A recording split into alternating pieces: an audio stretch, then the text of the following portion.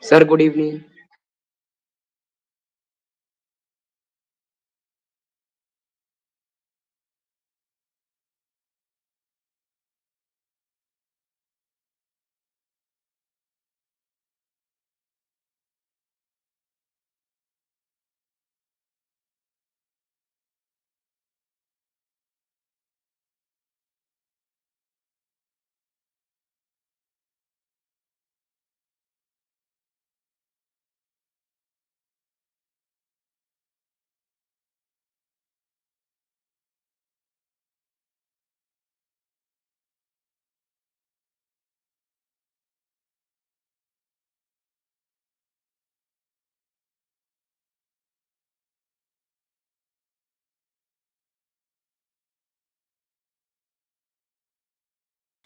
Good evening, sir.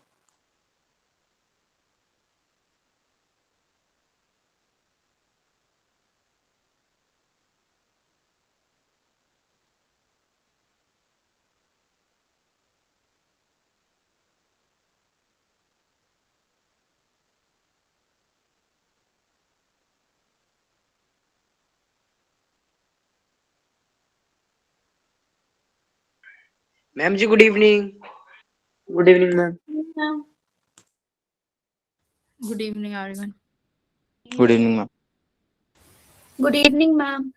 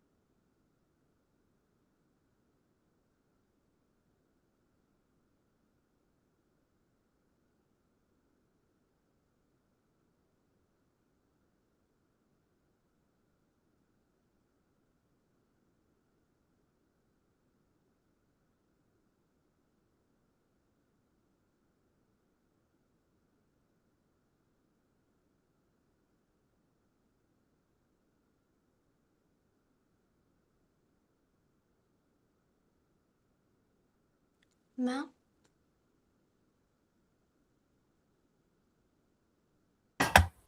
हाँ जी, बोलिए। Ma'am doubt थे कुछ इसी के। हाँ, बताओ क्या डाउट है? मैंने भेजे हैं ग्रुप में physics doubt. Physics doubt group पे। अच्छा,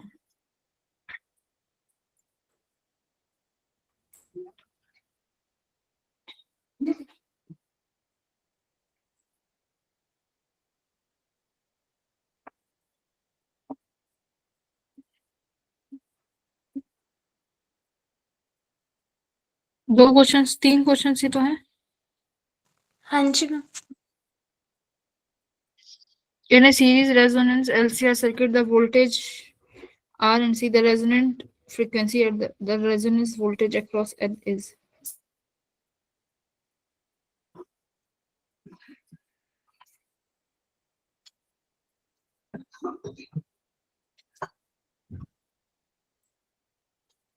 तो वोल्टेज पूछिए, सर्किट का करंट निकाल लो, सर्किट का करंट कितना होगा? सर्किट का करंट क्या किसके बराबर हो जाएगा? वी, रुको एक second.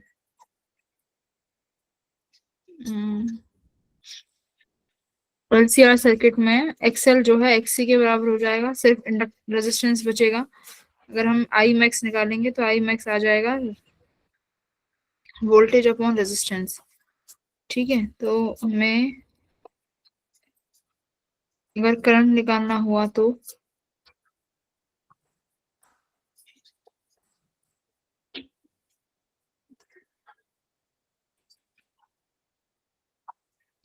Good evening ma'am. Good evening. Ma'am आप कौन से वाला बता रहे हो आंसर? जो तुमने ये भेजे हैं ना, कहाँ गए? हाँ जी मैम, 3-4 भेजे हैं ना।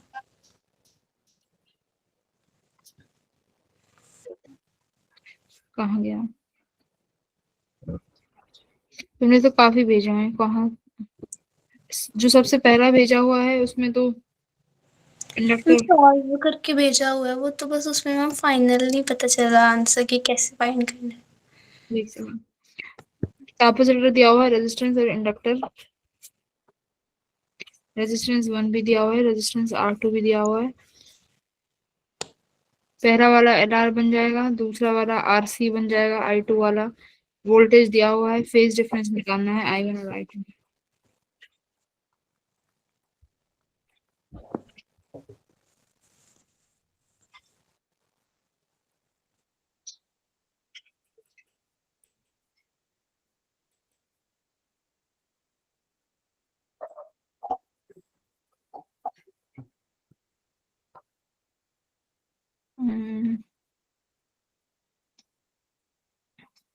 तुमने क्या किया है, तुमने 10 फाई निकाला है, एक्सएल माइनस एक्सी।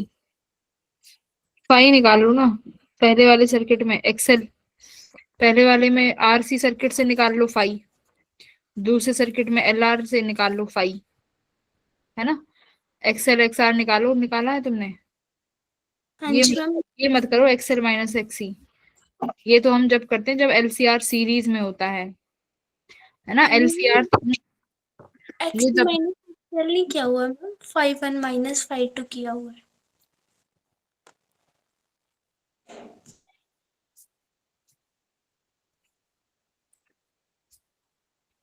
अच्छा, तुमने एक्सी निकाला 1/ओमेगा c, है ना? तो 1/ओमेगा c से पहले फाई निकालेंगे। फाई कितना बनेगा? एक्सएल बाय आर, और एक में बनेगा शायद एक्सी बाय आर, है ना? हाँ जी मैम, एक में √3 आ गया, एक में -1000/√3 आ गया। -1000/√3 है। ये ओमेगा एक्सी वाला बनेगा तो वो 1 अपॉन जाएगा ना, 1/ओमेगा c r।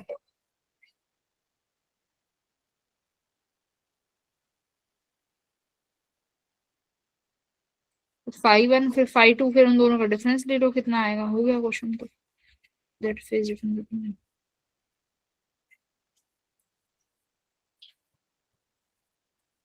एक मिनट रुको, सॉल्यूशन शेयर करते हैं ना, एक सेकेंड।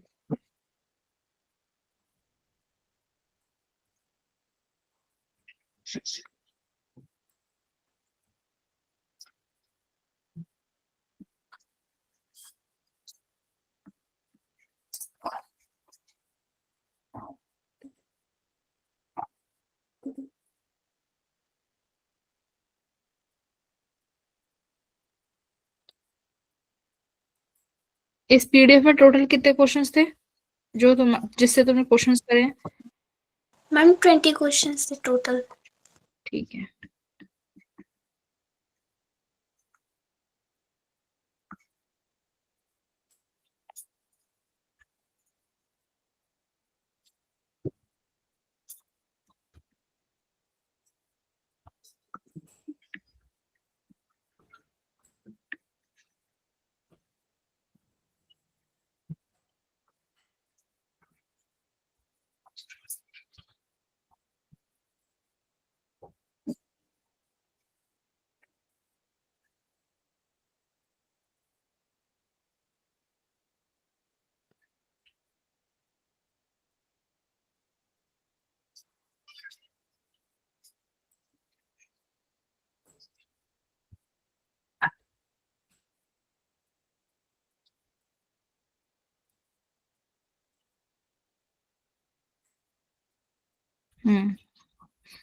तुम्हारा 5-1 कितना आया था?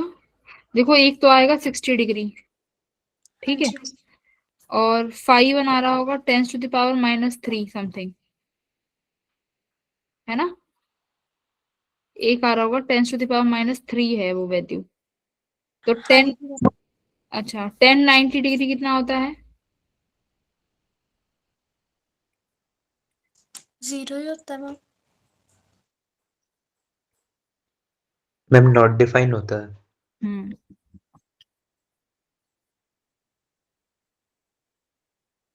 इन्फिनिटी समथिंग होता है ना, या हाँ नॉट जी मैम। भी बोल सकते हो।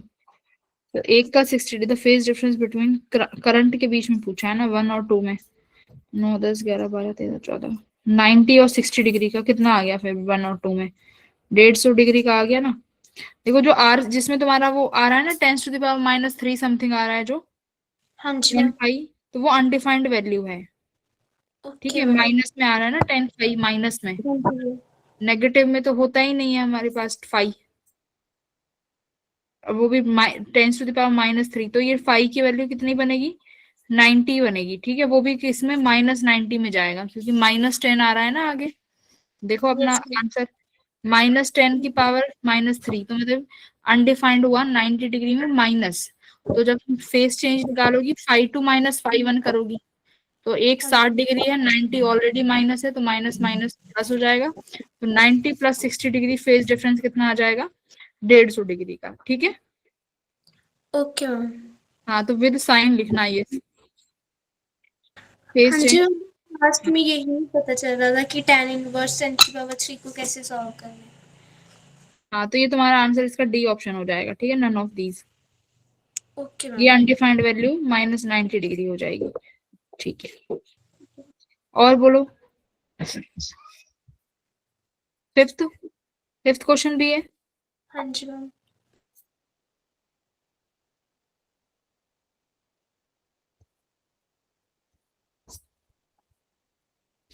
बाकियों के सबके क्वेश्चंस हो गए थे। वोल्टेज अक्रॉस इंडक्टर, तो वोल्टेज अक्रॉस इंडक्टर, पहले सर्किट के अक्रॉस करंट निकालो। सर्किट के निकालो अक्रॉस करंट, मैम। हाँ नहीं, सर्किट के अक्रॉस करंट आ जाएगा ना। वोल्टेज दे रखी है 100 वोल्ट। हाँ जी मैम, वो निकाल लिया पॉइंट। हाँ तो रेजिस्टेंस भी दे रखा है। जब जब रेजोनेंस होगा तो सिर्फ रेजिस्टेंस रहेगा, 0.1 एम्पियर हो गया। ठीक हाँ है, जी मैम। हाँ तो अब क्या करना है? इंडक्टर के अक्रॉस वोल्टेज का फॉर्मूला क्या हो जाएगा? I × R। तो इंडक्टर के पास रेजिस्टेंस कितना होता है? XL। तो I की 0.1 आ गया, तो मैं XL निकालना पड़ेगा, ओमेगा L। ओमेगा हाँ की जी। वैल्यू 200 दी हुई है। इंडक्टर L चाहिए होगा, L नहीं दे रखा ना। नहीं मैम, देनी तो मेरे L को वो। निकालो। L कैसे निकालोगी? XL = XC करके। ठीक है,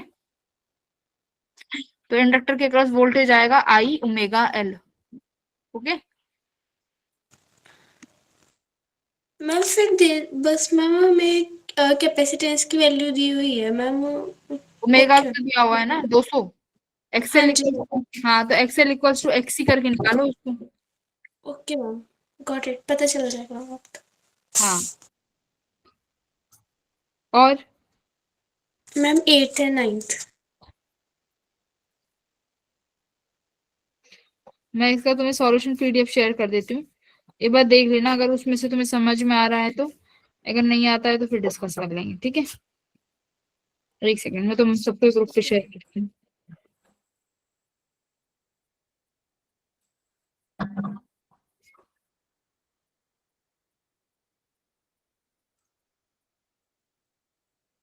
मैम बस एक आप 9th क्वेश्चन बता दीजिए, उनमें क्वालिटी फैक्टर निकालने को कहा है मैम। उसका फॉर्मूला मैम वो जो आपने लिखवाया है ना मैम, उससे पता नहीं चल रहा कि वो कैसे अप्लाई करना है।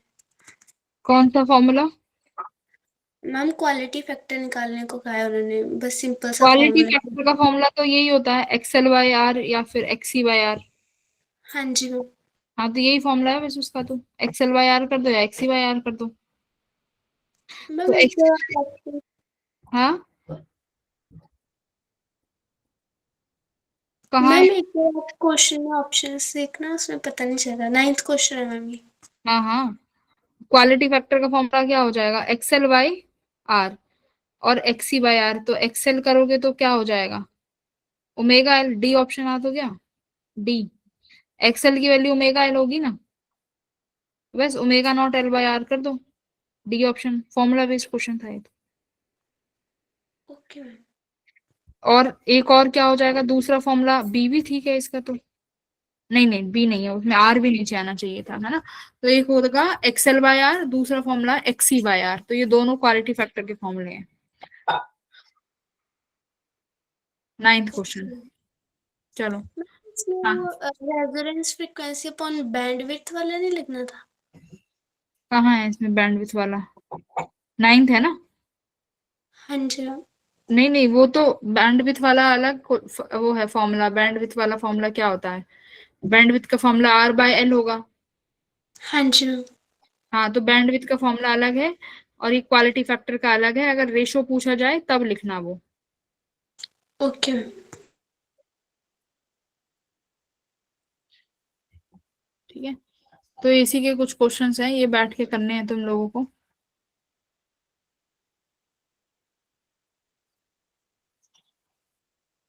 ये वाला क्वेश्चन करो।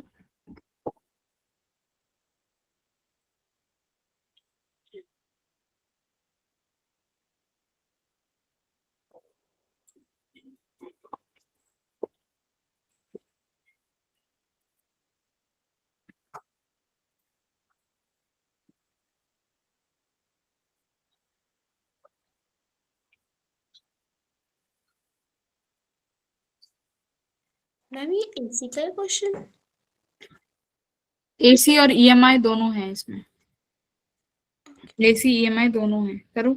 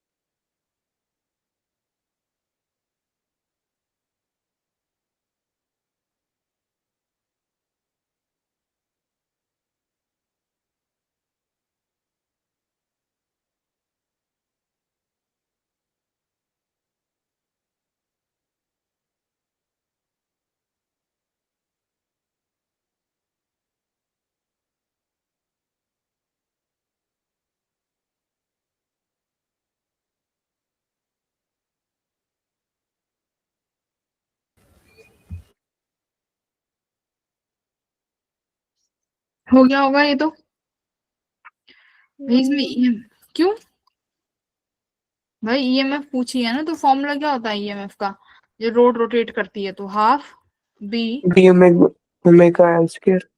वेरी गुड 1/2 मैग्नेटिक फील्ड दी हुई है 0.2 टेस्ला। ये लो ओमेगा कितना दिया हुआ है, देखो ओमेगा नहीं दिया हुआ तुम्हें, क्या दिया हुआ आरपीएम यानी रिवॉल्यूशन पर मिनट कितना है 210।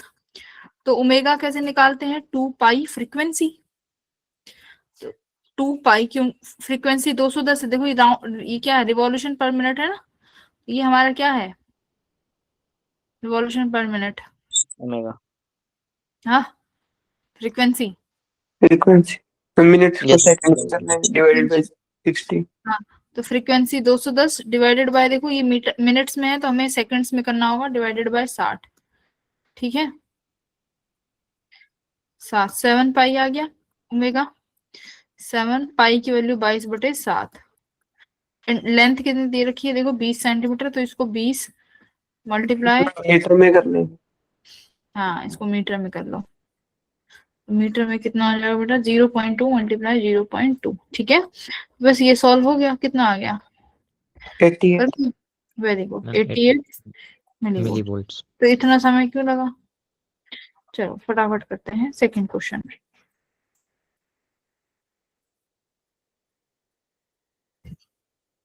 इसमें देखो क्या क्या है, एक कॉपर की वायर है जिसमें टर्न्स दिए हुए हैं 100। ठीक है क्रॉस सेक्शन एरिया दिया हुआ है उसका सिलेंड्रिकल कोर का 24 सेंटीमीटर स्क्वायर। दोनों वायर्स को रेजिस्टर्स के एंड से कनेक्ट कर दिया जाता है। सर्किट का रेजिस्टेंस 12 ओम बनता है। मैग्नेटिक फील्ड जो आपने अप्लाई करी है उसको आप चेंज कर देते हो 1.5 टेस्ला से दूसरी डायरेक्शन में 1.5 टेस्ला, मतलब बस डायरेक्शन में चेंज आया है। आपसे कह रहा है कि बताओ चार्ज फ्लो कितना होगा। ठीक है चार्ज फ्लो को देख के घबराना मत कि हमसे चार्ज पूछ लिया है ना, तो चार्ज से कोई टेंशन नहीं है। सिंपल तुम्हें क्या दिया हुआ है देखो, अगर मैग्नेटिक फील्ड की डायरेक्शन चेंज करी है तो इसका मतलब ईएमएफ आएगा d∅dt से, करेक्ट। d∅dt किसके बराबर होता है बेटा, magnetic field into area. Area constant है dv/dt, बस मैग्नेटिक फील्ड चेंज हुई है, कितनी चेंज हुई है बेटा, करोगे b final minus b initial, but magnitude same है डायरेक्शन अपोजिट है, तो यानी ये ऐड हो जाएगा, कितना हो जाएगा ईएमएफ 2b, मतलब 2 टाइम्स हो गया ना, क्योंकि b final equals to b initial, value magnitude तो सेम है डायरेक्शन ही तो अपोजिट है, तो माइनस माइनस प्लस हो जाएगा, हाँ या ना, तो 2ba हो गया। नंबर ऑफ टर्न्स भी दे रखे हैं तो n भी मल्टीप्लाई होता है नंबर ऑफ टर्न्स के लिए, याद है, तो n से भी मल्टीप्लाई कर दो 2bn, तो ये ईएमएफ हो गया। करंट किसके बराबर हो जाएगा, I किसके बराबर होता है EMF upon resistance, EMF 2ban। Resistance देखो कितना दे रखा है सर्किट का 12 ओम, ये रहा 12, तो यहाँ पर 12 से डिवाइड कर दो, यही तुम्हारा जो करंट है बेटा यही किसके बराबर हो जाता है कई बार चार्ज के बराबर। ठीक है यही चार्ज है। ठीक है करंट क्या होता है, व्हाट इज करंट, dq/dt, भाई कितने समय में कितना चार्ज पास करके जा रहा है, तो इतना चार्ज पर पास करके जा रहा है उस पर्टिकुलर टाइमिंग पे। ठीक है बस ये करना था, मैग्नेटिक फील्ड की वैल्यू रख लो, एरिया रख लो, नंबर ऑफ टर्न्स दिए हुए 100 वो रख लो, आ जाएगा। Yes ma'am.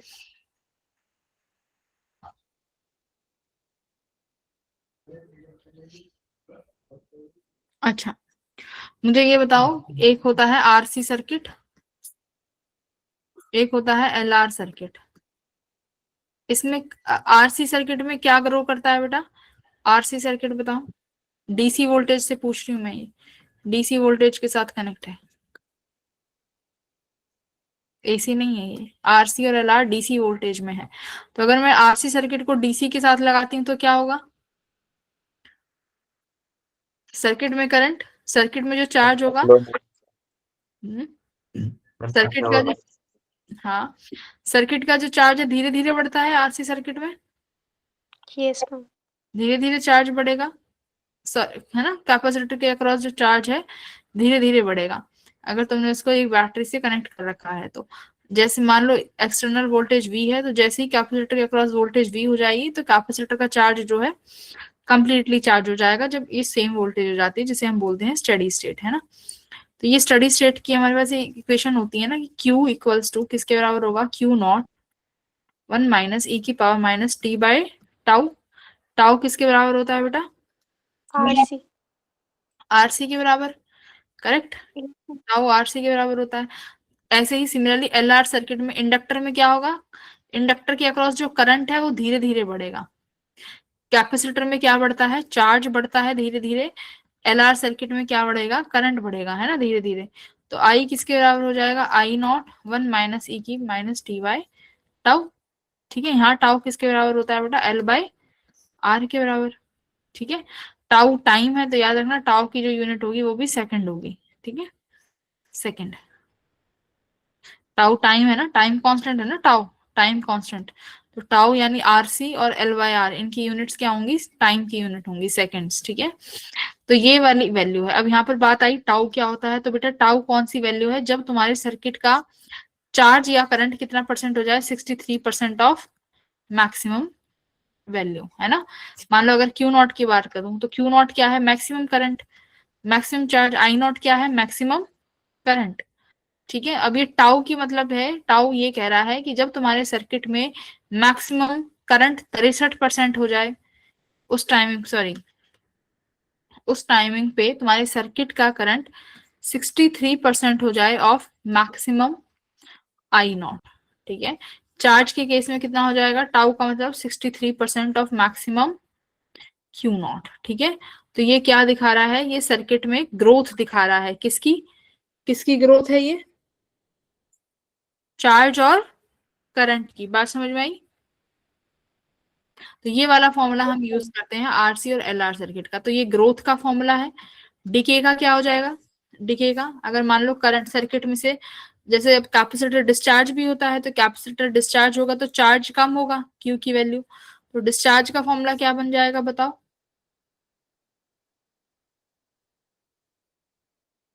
डिस्चार्ज। ऐसे ही करंट का बताओ, डिस्चार्ज में तो बेटा यहाँ पर 1 हट जाता है। डिस्चार्ज में फॉर्मूला कितना हो जाएगा, Q equals to Q not 1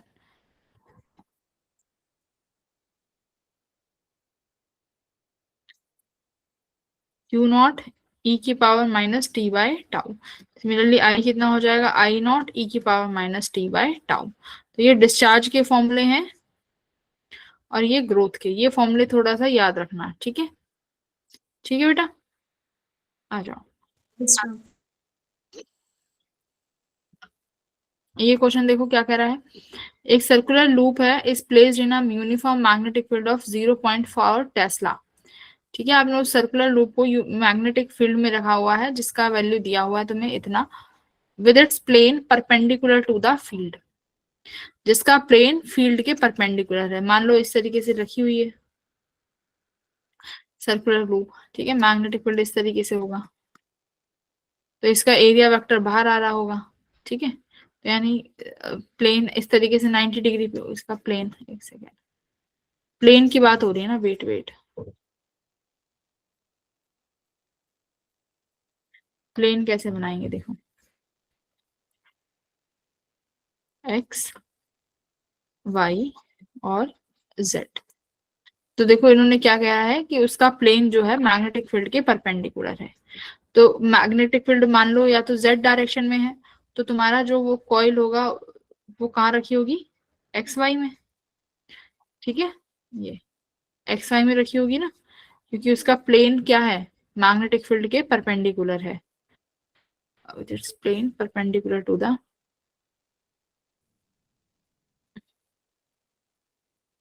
एक सेकेंड, 3.5 टेस्ला, प्लेन, प्लेन मेरा एक्स वाई है, इसका plane perpendicular to the field है, तो फील्ड मतलब इसके परपेंडिकुलर आ रही होगी इस तरीके से। ठीक है, परपेंडिकुलर डायरेक्शन में है। ओके, अब क्या कह रहा है, somehow the radius of the loop starts expanding. तो रेडियस स्टार्ट एक्सपेंड करना स्टार्ट कर देती है इस रेट से 1 मिलीमीटर पर सेकेंड। पूछा है कि ईएमएफ इंड्यूस कितनी हो जाएगी उस इंस्टेंट में अगर रेडियस जो है 2 सेंटीमीटर थी। तो हो जाएगा बेटा ईएमएफ का formula dB by D T लगा दोगे। यहाँ क्या चेंज हो रहा है, आप लिखोगे sorry D phi by D T, phi किसके बराबर होता है, magnetic field into area, magnetic field अब की बार चेंज नहीं हो रही, तो मैग्नेटिक फील्ड बाहर आ जाएगा। क्या चेंज हो रहा है, साफ दिख रहा है, एरिया चेंज हो रहा है, DA by D T. Area का फॉर्मूला क्या लिखोगे बेटा, पाई आर, सर्कुलर में पाई आर स्क्वायर, तो क्या हो जाएगा B 2 pi R D R by D T. आ गया ना ईएमएफ। रेडियस दी हुई है 2 सेंटीमीटर और D R by D T कितना दिया हुआ है 1 mm पर सेकेंड। तो याद रखना इनको मीटर्स में कर लेना, ठीक है। तो ये मीटर में कर लेना और इसको भी मीटर्स में कर लेना, हो जाएंगे ये क्वेश्चंस, ठीक है। आगे बढ़ते हैं।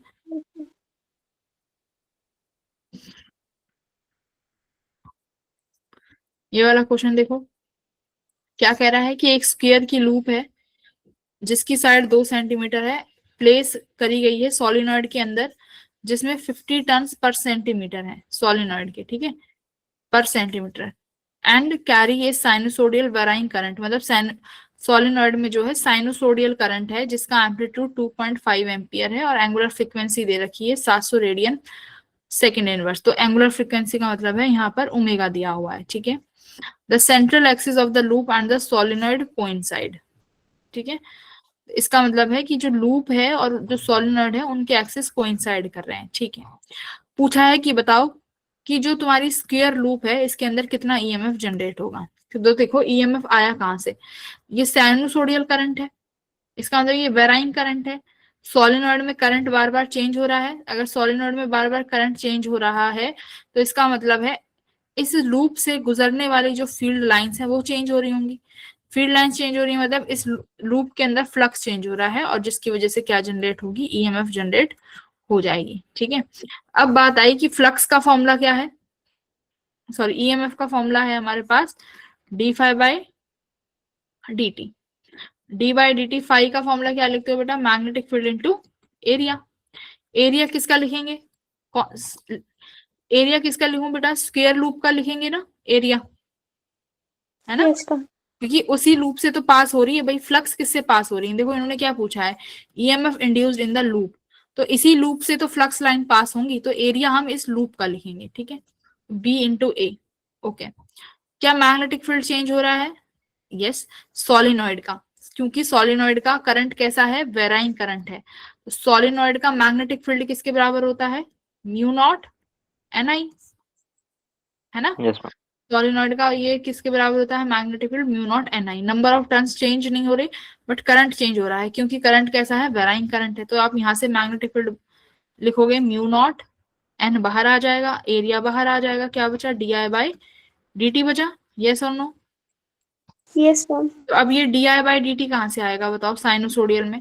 साइनोसोडियल का मतलब है एसी करंट, तो एसी करंट में मैंने इक्वेशन लिखनी बताई थी, I equals to I naught, sinusoidal है तो मतलब साइन का फंक्शन है, I equals to sine naught sine omega T, सिखाया था, यही ऐसे ही लिखते हैं, वोल्टेज भी ऐसे लिखते हैं, करंट भी ऐसे लिखते हैं। मुझे D I by D T चाहिए, तो D I by D T कैसे लिखोगे, आई नॉट साइन कितना बन जाएगा, कॉस ओमेगा टी, उस ओमेगा टी का भी करोगे तो ओमेगा बाहर, तो ये D I by D T की वैल्यू आई। अब देखो मुझे मैक्सिमम वैल्यू चाहिए होगी, तो सिंपल सी बात है, मैक्सिमम वैल्यू चाहिए होगी तो कॉस ओमेगा टी को 1 बनना पड़ेगा, तो सिर्फ D I by D T कितना आया, ओमेगा आई नॉट, उसे उठा के यहाँ ईएमएफ में रख दो, mu not N A omega I not, ये लो, ठीक है। ये क्या आ गया तुम्हारा ईएमएफ, बात समझ में आ गई, निकालो, वैल्यूज पुट करनी है बस। ओमेगा 700 दे रखा है, आई नॉट कितना दे रखा है, ये रहा देखो 2.5 एम्पियर दे रखा है ना, ये रहा 2.5 एम्पियर। अगर कोई बच्चा डायरेक्ट आई को 2.5 लिख देता तो सवाल गलत हो जाता। यहाँ पर देखो हमें D I by D T चाहिए, जिस चीज में वेरिएशन है ना वो यहाँ पर टाइम के साथ लिखा करो, ठीक है। तो D I by D T यहाँ से आएगा, ये साइनोसोडियल की इक्वेशन लिखने के बाद। बोलो अब समझ में आया, चमका, बोलो। यस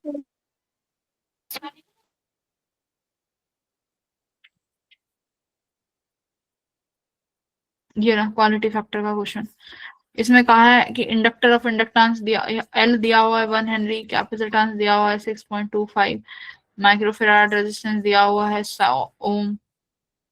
क्वालिटी फैक्टर निकालो, क्वालिटी फैक्टर किसके, अभी फॉर्मूला पढ़ाया था, किसके बराबर होता है, या तो एक्सएल बाय आर हो जाएगा या XC by R. XL by R करोगे तो एक्सएल का formula omega L by R है, एक्सी करोगे तो 1 अपॉन ओमेगा सी। तो ये है क्वालिटी फैक्टर के दो फॉर्मूले, ठीक है। बाकी और देख लेना, एक आध और कराया होगा तुम्हारे नोट्स में, नोट जरूर चेक करना, पढ़ लिए होंगे अब तक तो खैर। Yes ma'am. ओके, अब क्या है, तो निकाल लेना क्वालिटी फैक्टर, बट हमें एल है, आर है, मेरे पास ओमेगा नहीं है ना। तो सिंपल सी बात है, क्वालिटी फैक्टर तभी आता है जब सर्किट में रेजोनेंस कंडीशन हो, तभी इसकी बात करी जाएगी, ठीक है, रेजोनेंस कंडीशन में। तो रेजोनेंस कंडीशन में हमें पता है एक्सएल किसके बराबर होगा, एक्सी। तो एक्सी 1/ओमेगा सी, एक्सएल ओमेगा एल। तो ये क्या हो जाएगा, omega square equals to 1/LC, omega equals to 1/√LC। तो यहाँ से ओमेगा निकाल लेना, ओमेगा की वैल्यू किसी भी फॉर्मूले में रख देना, दोनों में जिसमें तुम्हारा मन करे आंसर आ जाएगा, ठीक है। इंडक्टर वाले में रख देना, वरना कैपेसिटर में तो 625 वगैरह देके बनाया हुआ है, कर लोगे। ओमेगा की वैल्यू आ जाएगी आराम से,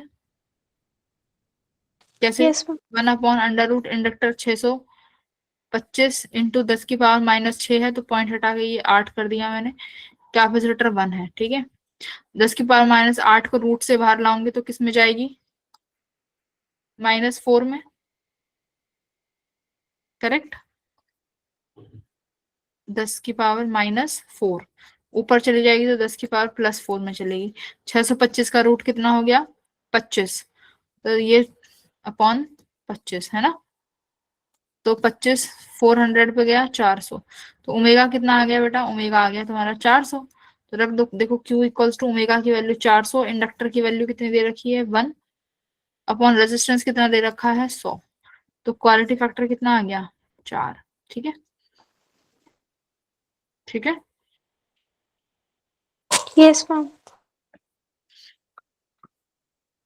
two concentric circular coils of radius this and this, mutual inductance निकालना है, बताओ कैसे निकालोगे।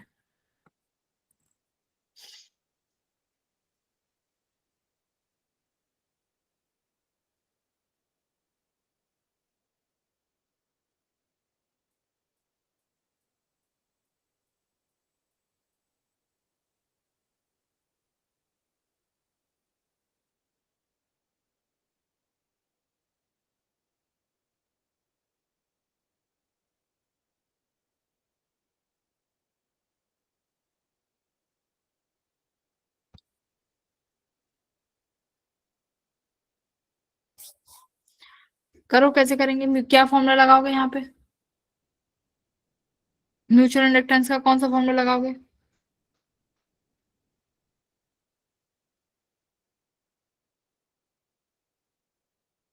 बोलो।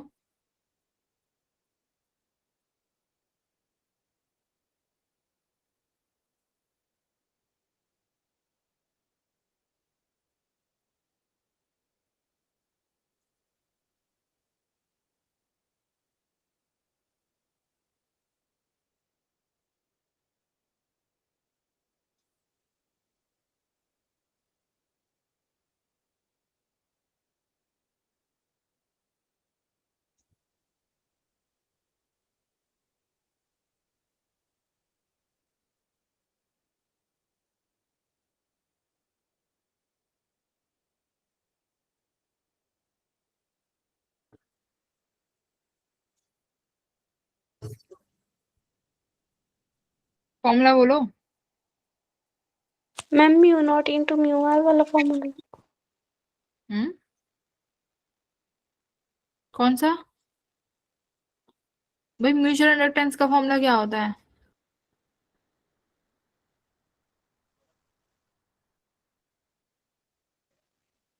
मैम वो N1 N2 वाला,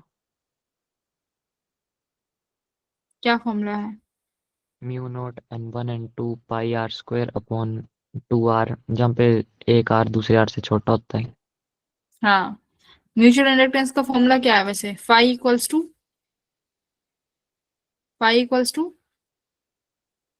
MI ना। अब इसमें एक बड़ी कॉइल है, यहाँ पर छोटी कॉइल रखी गई है, करेक्ट। तो इसका मतलब जो बड़ी कॉइल होगी उसमें करंट जो होगा समय के साथ चेंज हो रहा होगा, जिसकी वजह से जो स्मॉल वाली कॉइल है जिसका रेडियस मान लो R1 है, बड़ी वाली कॉइल का रेडियस R2 है। तो बड़ी वाली कॉइल में करंट के चेंज होने की वजह से जो छोटी वाली कॉइल है इसमें क्या चेंज होगा, फ्लक्स। फ्लक्स। लेकिन ये दूसरे के करंट की वजह से चेंज हो रही है इसकी फ्लक्स। देखो R1 की जो फ्लक्स है वो दूसरे के करंट के चेंज होने की वजह से हो रही है, इसीलिए म्यूचुअल इंडक्टेंस है। तो फाई इक्वल्स टू एम आई। लेकिन अब यहाँ पर मेरे पास म्यूचुअल इंडक्टेंस का कोई डायरेक्ट फॉर्मूला नहीं है, लेकिन तो हम कैसे निकालते हैं, फाई इक्वल्स टू बी ए का फॉर्मूला है, magnetic field into area, number of turns भी हैं। ठीक है, फाई इक्वल्स टू, अब मुझे बताओ मैग्नेटिक फील्ड किसकी वजह से है, ये कॉइल 1 और ये बड़ी वाली कॉइल 2, बताओ मैग्नेटिक फील्ड किसकी वजह से है। मैम बड़ी वाली की वजह से। है ना, तो यहाँ पर लिखोगे B2। एरिया किसका लिखना चाहते हो बताओ। मैम छोटी वाली का। हाँ, एरिया स्मॉल कॉइल का, क्योंकि इसी में ही तो पूछा है कि कितना इंडक्टेंस जनरेट होगा, है ना। तो यहाँ पे एरिया लिखना छोटी वाली कॉइल का A1। अब देखो यहाँ पर टर्न्स भी हैं, number of turns. Number of turns देखो फ्लक्स लिखते हैं तो दोनों के लिए आएगा, जैसे phi equals to N B होता है, ए एन बी है नंबर ऑफ टर्न्स। तो जो तुम्हारी पहली वाली कॉइल है उसमें भी टर्न है, तो पहली वाली कॉइल के लिए एन बी हो गया। सेकंड वाली कॉइल है उसमें भी टर्न्स है, तो यहाँ के लिए ए एन टू हो जाएगा। तो यहाँ पर हो गया एन वन भी और एन टू भी, क्योंकि दोनों में नंबर ऑफ टर्न्स है। बस अब phi equals to magnetic field. अब देखो जो बड़ी वाली कॉइल है उसके सेंटर पर मैग्नेटिक फील्ड कितना होगा, mu naught I/2R। Very good 2R1। Correct. Area कितना हो जाएगा देखो, सॉरी IR²। ये R2 लगेगा ना बड़ी वाली कॉइल का, R2 पाई R1 स्केयर, N1 N2 100 और 200 दे ही रखे हैं, रेडियस है ही, हो जाएगा अब क्वेश्चन। अब यहाँ से जो आई है, ये आई वाली जो वैल्यू है ना, इस आई को यहाँ साइड में ले जाना, ये जो आई है, और फिर इसको क्या कर लेना, इक्वेट कर लेना, ये आई साइड में पड़ा रहेगा, तो ये बीच की जो वैल्यू है ये सारी क्या आएगी, एम, क्या आएगी, एम आ जाएगी। ठीक है, अब देखो यहाँ पर पाई दिया हुआ है, पाई R1 स्केयर, दोनों के आप पाई आएंगे क्या,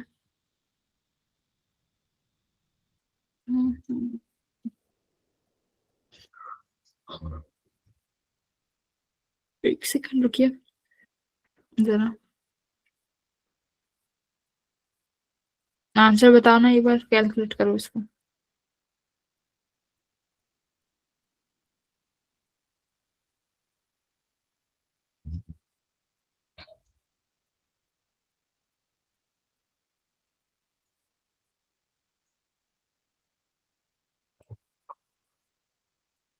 ठीक है, नहीं ठीक है, ठीक है। म्यू नॉट की वैल्यू कितनी हो जाएगी, 4 पाई इंटू 10⁻⁻7।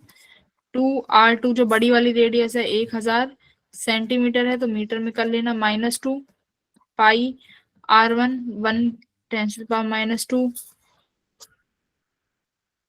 2000। ठीक है, तो ये वाला पाई और ये वाला पाई, पाई स्केयर होके कितना बना देगा, ये 10 बना देगा। एक वैल्यू और मल्टीप्लाई कर दो, मैम 4 आ गया। 8 9 1 2 3 4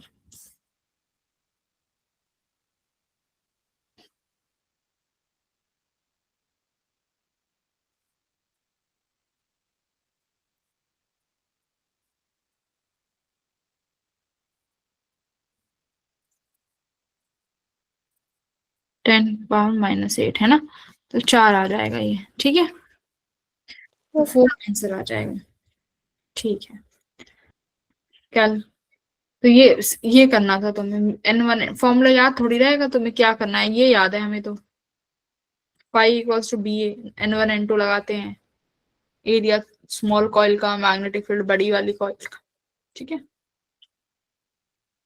अंदर स्केयर भी हो सकता था, मान लो ये बड़ी कॉइल है, इसके बीच में स्केयर रख देते तो एरिया स्केयर का क्या हो जाता, साइड इंटू साइड। ठीक है, रेक्टेंगल रख देते तो लेंथ इंटू ब्रेथ हो जाता, तो ये एरिया चेंज हो सकता है, बीच में कुछ भी हो सकता है। ठीक है, यस मैम। 13th ट्राई करो।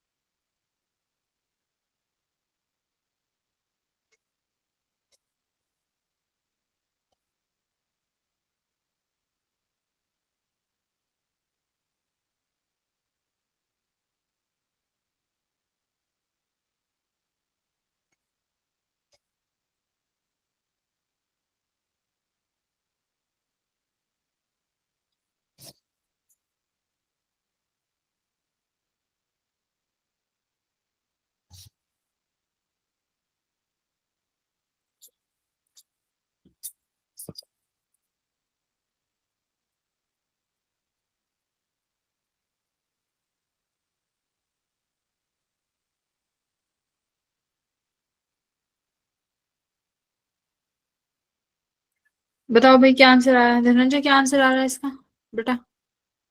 कर रहा हूँ अभी। देखो क्या कह रहा है क्वेश्चन। एक स्क्वायर शेप कॉइल है जिसका एरिया दिया हुआ है, उसमें 600 टन है, रोटेट कर रहा है मैग्नेटिक फील्ड में, ठीक है, which is parallel to one of the side of the coil and perpendicular to the direction of the field. इसका मतलब ये है कि तुम्हारे पास एक स्क्वायर की कॉइल है, ठीक है, इसमें नंबर ऑफ टर्न्स होंगे जो तुम्हें यहाँ पर गिवन है 600, ठीक है। अभी इसको क्या कर रहा है, देखो ध्यान से पढ़ो, which is parallel to one of the side of the coil, एक second, 600 turn rotates in a magnetic field of this, okay, about an axis which is parallel to one of the side of the coil. एक second, rotates in a magnetic field about an axis which is parallel to one of the side of the coil and perpendicular to the direction of field. तो यानी ये perpendicular to the direction of field rotate कर रही है coil, ठीक है। If the coil complete 500 revolution in a minute, the instantaneous EMF when the plane of the coil is inclined at 60 degree. तो इसका मतलब ये है कि मैग्नेटिक फील्ड में तुम्हारा जो ये कॉइल है ना, ये कॉइल रोटेट कर रहा है, ये कॉइल रोटेट कर रहा है, जिसकी वजह से मैग्नेटिक फील्ड और एरिया वेक्टर के बीच का जो एंगल है वो चेंज हो रहा है बार बार। देखो भाई, फ्लक्स 3 तरीके से चेंज हो सकती है। फ्लक्स के चेंज होने का तरीका magnetic field, area, current, last आता है अपना एंगल, यानी एंगल चेंज होना। ये वही है, यहाँ पर मैग्नेटिक फील्ड और एरिया वेक्टर के बीच में एंगल चेंज हो रहा है बिकॉज तुम्हारी जो कॉइल है वो रोटेट कर रही है। तो इनिशियली कैसे है, इनिशियली दी हुई है parallel to one of the side of the coil and perpendicular to the direction of the field. मतलब ये, इसको अगर मैं बोलूं, यानी ये इस तरीके से घूम रही है, ये लो ओमेगा से, ठीक है, पैरेलल भी हो गया और मैग्नेटिक फील्ड के परपेंडिकुलर भी है। अब कह रहा है कि एक पर्टिकुलर समय पे क्या होता है कि तुम्हारी जो कॉइल है उसका प्लेन जो है मैग्नेटिक फील्ड के साथ 60 डिग्री बना रहा होता है, ठीक है। यानी तुम्हारी ये जो कॉइल है, ठीक है, इसका प्लेन जो है मैग्नेटिक फील्ड के साथ, मान लो मैग्नेटिक फील्ड इस तरीके से है, ठीक है, इसका प्लेन ये है, सपोज ये एंगल 60 डिग्री बना रहा है, तो बताओ कितना ईएमएफ होगा जनरेट। तो देखो ये तो प्लेन का एंगल है भाई, एरिया वेक्टर भी तो ऐसे बाहर की तरफ निकल के आएगा, ठीक है। तो इस क्या फॉर्मूला हो जाएगा, phi equals to number of turns magnetic field into area sine, एक सेकेंड, कॉस लगेगा ना बी और ए के बीच में, तो angle cos omega T. Omega T कैसे आया, देखो यहाँ पर हम लिखते हैं phi equals to B A cos theta, correct. लेकिन यहाँ पर थीटा एंगुलर डिस्प्लेसमेंट है, तो एंगुलर डिस्प्लेसमेंट मतलब एंगुलर डिस्प्लेसमेंट है तो क्या होगा, ये कितने से घूम रही है, ओमेगा से, कितने समय में, टी समय में। तो यहाँ पर ये थीटा किसके बराबर हो जाएगा, ओमेगा टी के बराबर। तो ईएमएफ जब लिखोगे तो किसके बराबर आएगा, डी। ये फॉर्मूला याद रखना है, ये तुम्हारा जो एसी जनरेटर होता है उसमें भी यही वो लगता है कॉन्सेप्ट, कि उसमें भी कॉइल रोटेट करती है मैग्नेटिक फील्ड के अंदर। एसी जनरेटर पढ़ा है ना, स्कूल में पढ़ा होगा। तो एसी जनरेटर में भी यही कॉन्सेप्ट होता है कि मैग्नेटिक फील्ड के अंदर कॉइल को रोटेट करा जाता है। जैसे जैसे कॉइल रोटेट होती है, इसका मतलब मैग्नेटिक फील्ड और एरिया वेक्टर के बीच में एंगल चेंज हो रहा है, जिसकी वजह से कॉन्टिन्यूअसली फ्लक्स का चेंज हो रहा होता है। फ्लक्स का चेंज हो रहा होगा तो ईएमएफ जनरेट होती रहेगी। कितना ईएमएफ जनरेट हो जाएगा, देखो एनबीए एज इट इज, ये ओमेगा है, ओमेगा टी को cos omega T sign omega T हो जाएगा।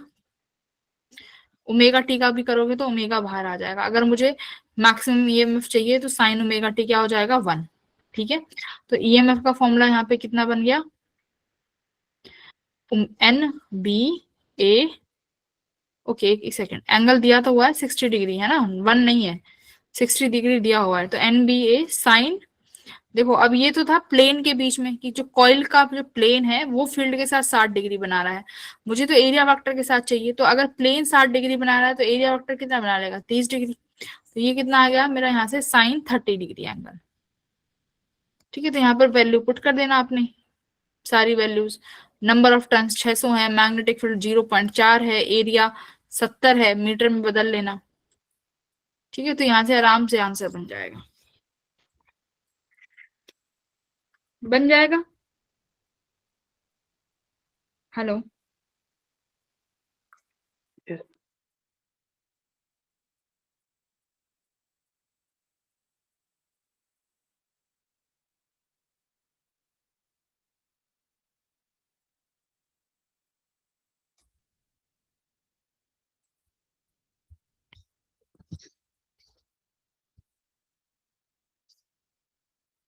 एंगल यहाँ पे sin 30 होगा क्योंकि प्लेन के हिसाब से एंगल लेना है। ठीक है, बस इतना ही था इस साल।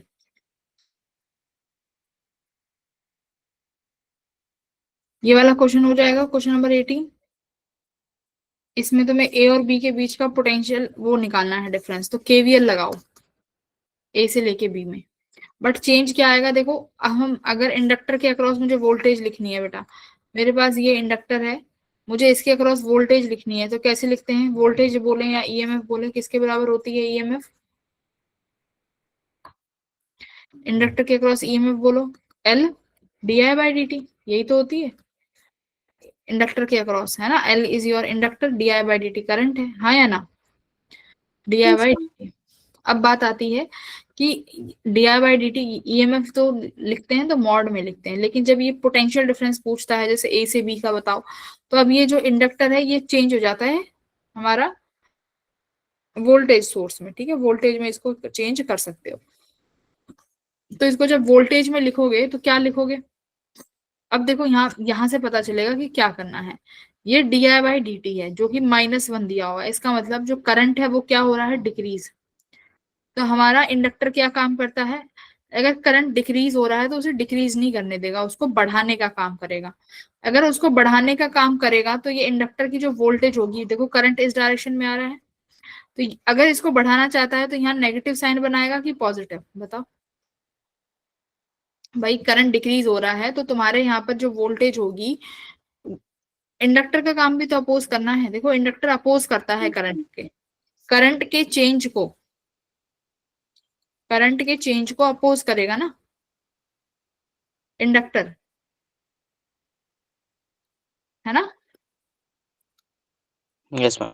Hmm. हाँ, तो अभी ये 2 एम्पियर आ रहा है यहाँ पे, कोई दिक्कत नहीं, लेकिन यहाँ से देखो rate of change D I by D T is -1। -1 मतलब ये डिक्रीज हो रहा है, तो इंडक्टर इसको कहेगा डिक्रीज मत हो, बढ़ो। तो इसको अगर मुझे इंक्रीज करना है तो इसका मतलब मुझे सपोर्ट करना पड़ेगा। तो सपोर्ट करने के लिए मुझे इस इंडक्टर को जब वोल्टेज बनाऊंगी, क्योंकि देखो वोल्टेज तो बनेगा ये ईएमएफ, ओके, तो क्या साइन लगाएं? माइनस का साइन लगाएंगे यहाँ पे बैटरी पे। ठीक है, तो यहाँ माइनस लग गया, क्यों? अब ये करंट नेगेटिव में एंटर होगा तो सपोर्ट कर देगा, है ना। और अगर ये करंट +1 होता, देखो अगर ये +1 लिखा होता तो बैटरी किस तरीके से बनती? करंट यहाँ से आ रहा है 1 एम्पियर जो कि इंक्रीज हो रहा है, तो यहाँ पर इंक्रीज है तो अपोज करेगा, अपोज के लिए प्लस साइन लग जाएगा, वही अपोज हो जाएगा ना, करंट प्लस से तो निकलता है, एंटर थोड़ी करता है। तो प्लस के लिए, अपोज करने के लिए प्लस साइन लगा देगा कि इसमें करंट एंटर ना कर पाए। बात समझ में आई? भाई प्लस साइन लगा दोगे तो करंट को अपोज कर दिया ना, एंटर ही नहीं कर पाएगा, तो इस तरीके से वो अपोज कर देगा करंट को। Got it? तो अब ये समझ में आया, ये कराई हुई चीजें हैं पर याद नहीं रहती तुम्हें, रिवाइज नहीं करते ना। ये बन जाएगा ए और बी। अब इक्वेशन लिख लोगे ए और बी की, है भाई, बोलो।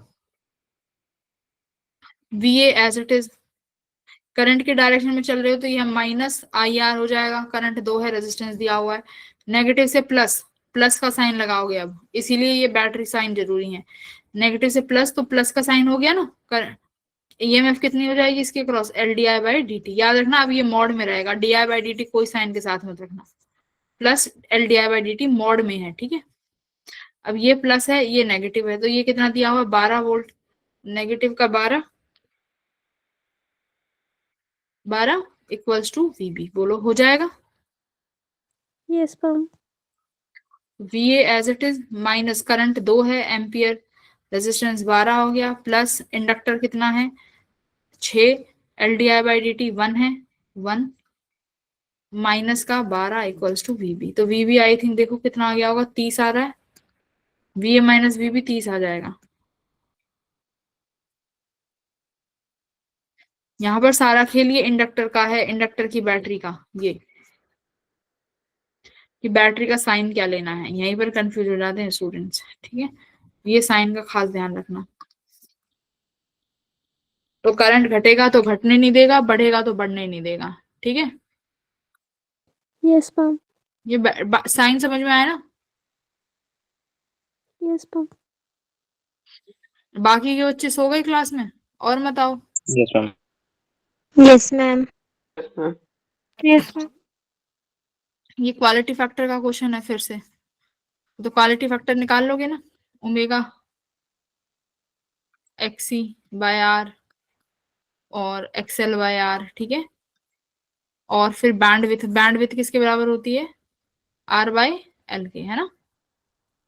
बैंडविथ का फॉर्मूला याद रखना, बैंडविथ का फॉर्मूला क्या है भाई, R बाय L। ठीक है, Yes, ma'am.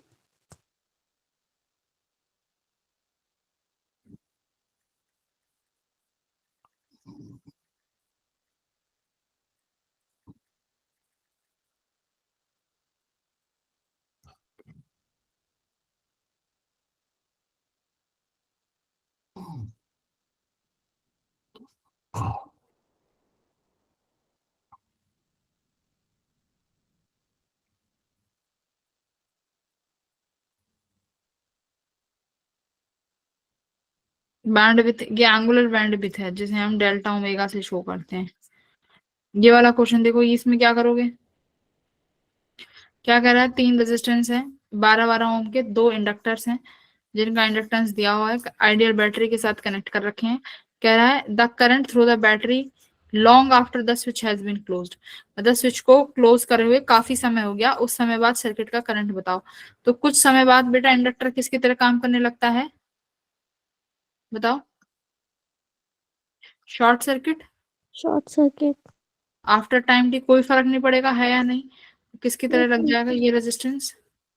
Plain wave. बस इस तीनों ब्रांचेस में करंट जाएगा ना।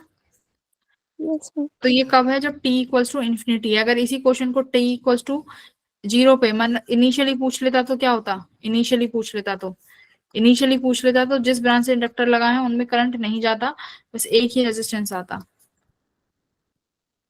बोलो, क्योंकि इनिशियली करंट को अपोज करता है इंडक्टर, इनिशियली अपोज करेगा, जिस ब्रांच से लगा है जाने नहीं देगा।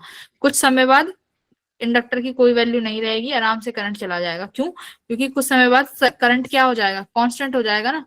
करंट कांस्टेंट हो गया तो इंडक्टर को कोई फर्क नहीं पड़ता, इंडक्टर करंट के चेंज को अपोज करता है ना। ये बात याद रखना, इंडक्टर करंट को अपोज नहीं करता कभी भी, किसे अपोज करेगा, करंट के चेंज को अपोज करेगा। ठीक है, बोलो। Yes, ma'am. हम्म, Yes. यस तो ये इन्फिनिटी पर ये डायग्राम आएगा, और अगर टाइम 0 पे पूछेंगे तो सिर्फ ये जो ये वाली ब्रांच है बस ये काम करेगी, बीच वाली जहां इंडक्टर नहीं लगा है। ठीक है, पावर फैक्टर निकाल लोगे, LCR सर्किट में पावर फैक्टर निकालना आता है ना, किसके Yes, बराबर ma'am. होगा x power factor, cos phi होता है पावर फैक्टर। ठीक है, Cos. किसी भी सर्किट का पूछे तुम्हें cos फाई निकाल देना है, ये पावर फैक्टर होता है। tan फाई क्या होता है जल्दी बताओ, फेज डिफरेंस है ना, फेज, Yes, difference. ये फेज डिफरेंस होता है tan फाई। हम फेजर डायग्राम बनाना जानते ही हैं, ये रेजिस्टेंस है। भाई तुम्हें सबके फेजर बनाने सिखाएं, ऐसा मत बोला करो फेज कैसे बनाते हैं। फेजर डायग्राम रेजिस्टेंस वाला, रेजिस्टेंस हमेशा कोई भी चीज बनानी है फेजर में रेजिस्टेंस का रेफरेंस लेके बनाओ, क्योंकि रेजिस्टेंस और करंट में फेज डिफरेंस 0 होता है।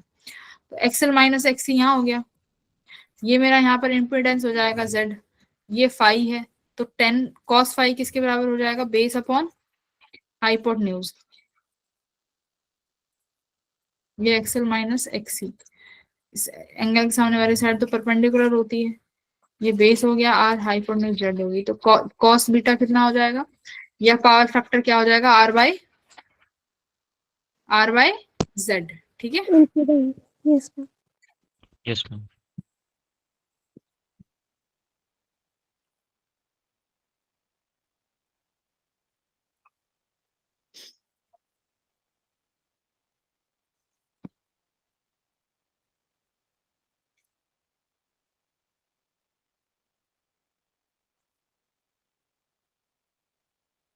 ये मैच करो।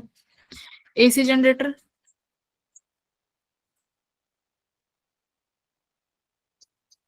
ट्रांसफार्मर बताओ किस पे? Transformer, resonance, sharpness of resonance. Ma'am transformer का तो म्यूचुअल इंडक्टेंस है। ट्रांसफार्मर का म्यूचुअल इंडक्टेंस। ठीक है। क्वालिटी फैक्टर किसका होगा? Ma'am sharpness of resonance.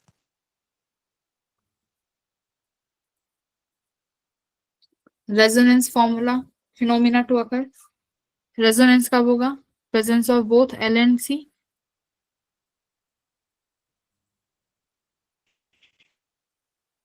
ठीक है।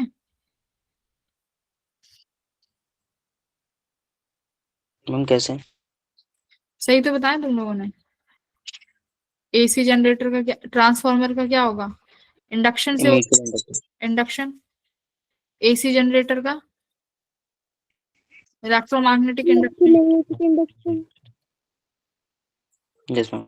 और शार्पनेस ऑफ रेजोनेंस,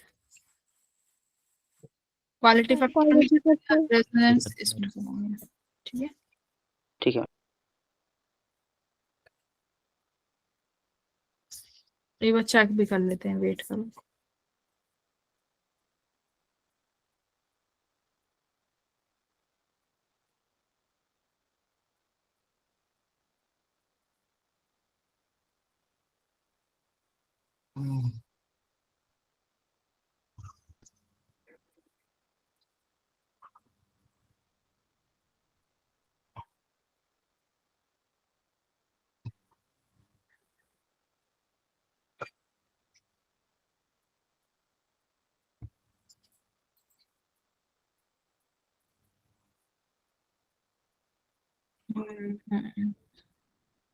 नंबर 15 का सी है।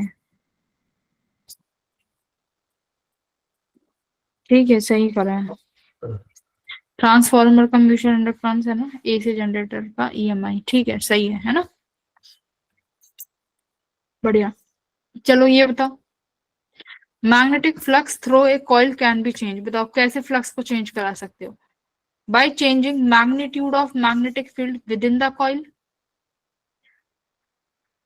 by changing the area of coil within the magnetic field, by changing angle between the direction of magnetic field and plane of the coil.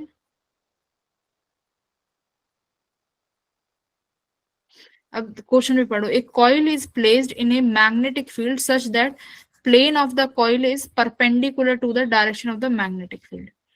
इसका मतलब है plane of the coil perpendicular है तो area vector और magnetic field दोनों same ही direction में होंगी, यानी B A cos theta phi. Magnetic field भी सेम डायरेक्शन में होगा, मैग्नेटिक और एरिया वेक्टर भी सेम डायरेक्शन में होगा, यानी 0 बन रहा होगा। इनिशियली फाई जो है बी ए के बराबर है। अब कह रहा है बताओ अब क्या होगा? कौन सा ऑप्शन, मुझे तो कौन सा ऑप्शन गलत है इसमें से वो बताओ। ऑप्शन ये था कि विच ऑप्शन इज इनकरेक्ट। ए वाले से होगा भाई, मैग्नेटिक चेंज करूंगी मैग्नेटिक फील्ड का तो होगा, एरिया से भी होगा, Yes. Yes, ma'am. एंगल से भी होगा, by reversing the direction abruptly. Abruptly से कुछ नहीं होगा, है ना? Yes, ma'am. अपोजिट में चेंज करोगे तो होगा, तो यानी ऑप्शन डी जो है ये गलत है, यही हमारा आंसर होगा। ठीक है, बताओ ईएमएफ कैसे प्रोड्यूस कर सकते हो किसी भी कॉइल में? फ्लक्स चेंज करके। हाँ, moving the coil with uniform speed inside magnetic field. अगर मैं किसी कॉइल को यूनिफॉर्म स्पीड से मूव कराऊं मैग्नेटिक फील्ड के अंदर। B, moving the coil with non uniform speed inside magnetic field. तीसरा देखो, rotation of the coil inside the uniform magnetic field. D, changing the area of the coil inside the uniform magnetic field. I'm changing the area. मुझे लगता है ma'am D. रुको, इसके multiple correct होंगे। ठीक है,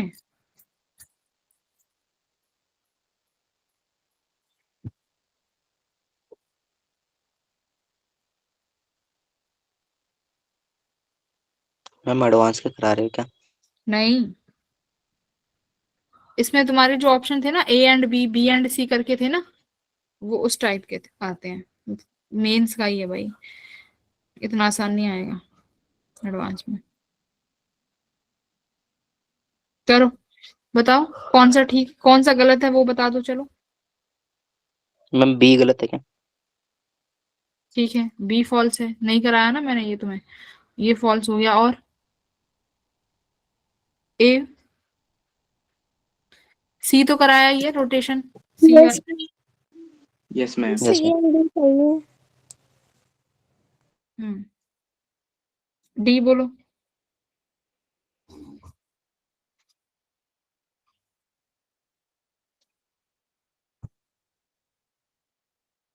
यस मैम, डी भी हो गया।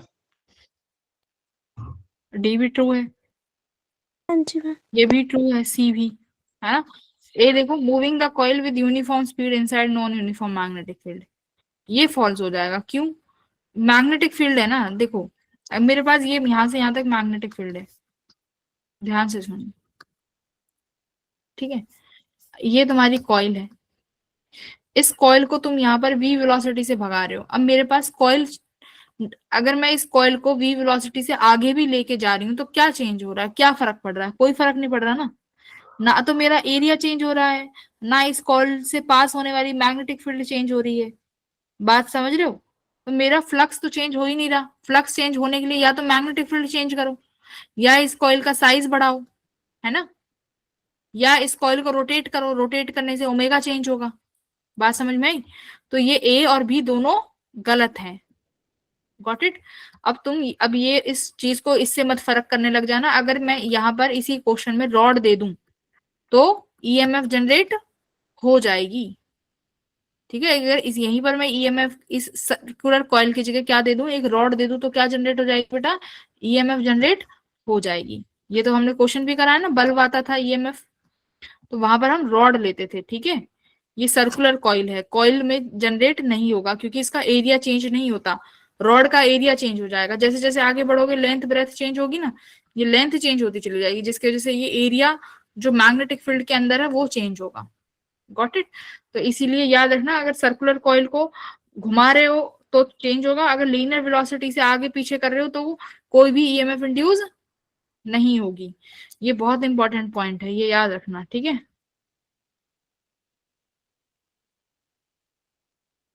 ठीक है, ये क्वेश्चन है, एक बार इन्हें कर लेना। 4-5 क्वेश्चन है थ्योरी के, न्यूमेरिकल टाइप तो मैंने सारे कराई दिए हैं, ठीक है बेटा।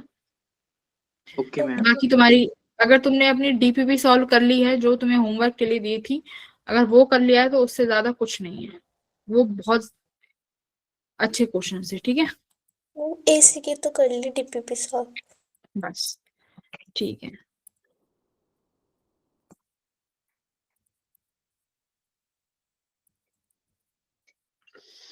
मंडे से स्टार्ट देखते हैं कौन सा चैप्टर कराऊंगी, ठीक है। अभी मैंने शायद देखा नहीं है प्लानर।